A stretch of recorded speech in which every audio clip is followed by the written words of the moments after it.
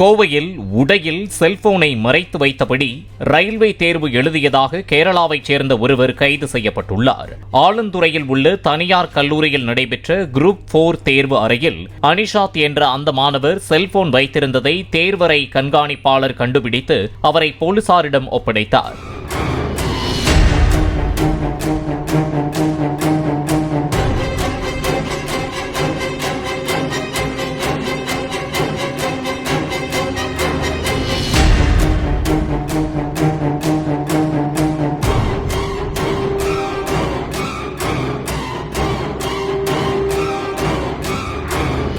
Play store மற்றும் app ஸ்டோரில் இருந்து பாலிமர் செயலியை QR கோடு மூலம் பதிவிறக்கம் செய்யுங்கள்.